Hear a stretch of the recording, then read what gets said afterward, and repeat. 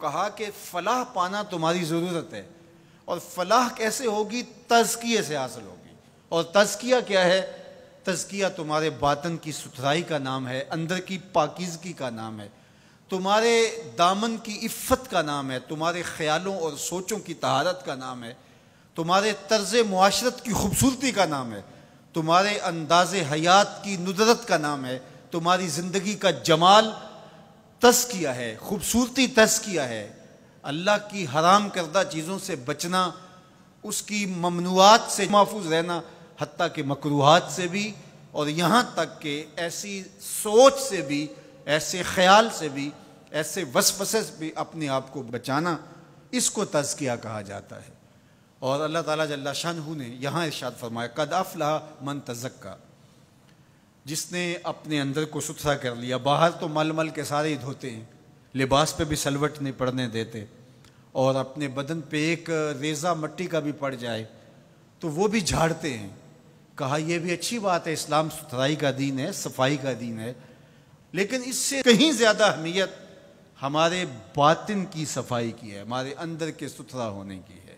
تزکیہ مقصود ہے۔ اب یہ تزکیہ کس طرح ہم حاصل کریں؟ ایک تو اسی آیت کریمہ میں ارشاد فرمایا فَذَكَرَ اسْمَ رَبِّهِ، اپنے رب کا نام ذکر کیا، نام پکارا، یعنی ذکر الہی یہ حصول تزکیہ کا سبب ہوا۔ فصلہ، اور دوسری بات ارشاد فرمائی نماز۔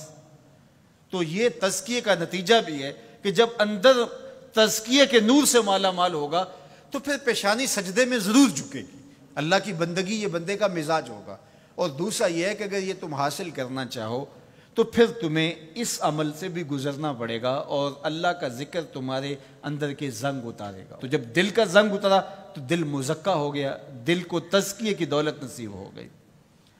اور دوسرے مقام پہ اللہ کے محبوب علیہ الصلوۃ والسلام نے دل کے زنگ اتارنے کا جو ایک نسخہ ارشاد فرمایا وہ یہ ہے کہ دل کا زنگ قرآن مجید کی تلاوت سے اترتا ہے۔ اب ذرا دیکھیے قرآن مجید میں بھی اس پر بڑی خوبصورتی کے ساتھ ارشاد فرمایا گیا۔ حضرت ابراہیم علیہ السلام کی جو دعا ہے ربنا وابعث فیہم رسولا، ابراہیم علیہ السلام اللہ کے گھر کی تعمیر کر چکنے کے بعد عرض گزار ہوتے ہیں کہ مالک تیرے گھر کی تعمیر کی، یقیناً تو اس کا بہتر صلہ عطا فرمائے گا، تو اپنی جناب سے جو اجر اور صلہ عطا فرمانا چاہتا ہے اس میں سے میری چاہت یہ ہے کہ تو وہ رسول برحق مبعوث کر دے جو ان پر تیری آیات کی تلاوت کرے۔ اور اس دعا کا ذکر اللہ تعالیٰ نے قرآن مجید میں کیا، اور جس مقام پہ دعا کی اس مقام کو بھی محفوظ رکھا۔ وَاتَّخِذُوا مِن مَقَامِ إِبْرَاهِيمَ مُصَلَّى، کہا اس کو جائے نماز بنا لو۔ آپ نے حج یا عمرے کی سعادت پائی ہو تو وہاں مطاف سے تو ہر رکاوٹ اٹھائی جاتی ہے کہ طواف کرنے والوں کو کوئی دقت نہ ہو، اور یہاں یہ پتھر نصب کیا ہوا ہے، یا اللہ تیرے گھر کے سامنے یہ پتھر تو نے تو پتھروں سے دور ہٹایا تھا، لیکن اس پتھر کے نیڑے آ کے سجدہ کرنے کا کہا گیا۔ وَاتَّخِذُوا مِن مَقَامِ إِبْرَاهِيمَ مُصَلَّى، طواف کر لیا، عمرہ کر لیا، حج کی سعادت پائی، طواف زیارت کر لیا، لیکن کہا کہ تمہارا طواف نہیں مانوں گا جب تک 2 رکعت یہاں نہیں پڑھو گے جہاں میرے یار کے قدم لگے۔ یا اللہ تیرے گھر کا طواف ہو گیا، کوئی کسر رہ تو نہیں گئی تھی؟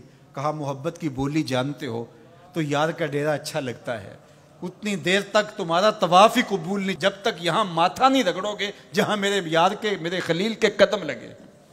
اب وہاں پیشانی رگڑائی جا رہی ہے اور وہاں ماتھا رگڑا جا رہا ہے۔ کہا یہ مقام ابراہیم ہے، یہ عزت کا مقام ہے، اس پتھر کے نیڑے لایا جا رہا ہے۔ وہ بھی پتھر ہے، کالے رنگ کا پتھر ہے، لیکن اس کو چومنے کی تلقین کی، ادب سے چوما جا رہا ہے، عقیدت سے چھوا جا رہا ہے، پیار سے دیکھا جا رہا ہے۔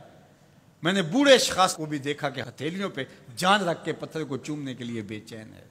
اکلوتے بیٹے کو چومنے کے لیے ماں کی وہ تڑپ نہیں ہوتی جو اس پتھر کو چومنے کے لیے کلیجے کے اندر بےتابی اور ایک بے چینی اور اضطراب ہوتا ہے، مجھے ایک بوسہ میسر آ جائے۔ یہ تڑپ کیوں؟ یہ راز حضرت عمر نے کھولا۔ حجر اسود کو چوم رہے تھے اور چومنے سے پہلے بولے اے حجر اسود تجھے کبھی نہ چومتا اگر میرے حضور نے نہ چوما ہوتا۔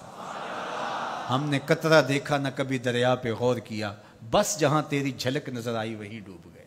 تو یہ عقیدتوں کے رنگ ہیں، یہ محبتوں کے روپ ہیں، یہ الفتوں کا ایک عجیب جہان ہے جو ہم نے یہاں آباد دیکھا۔ تو یہ پتھر ہو کر کے بھی عزتوں کا ظرف قرار پایا، اور اس کو سینے کعبہ کے اندر نصب کر دیا گیا، کہا یہ نشان ہے، یہ شاعر اللہ میں سے ہے، یہ جائے نماز بنا لو، یہ عزتوں کا ظرف قرار پایا۔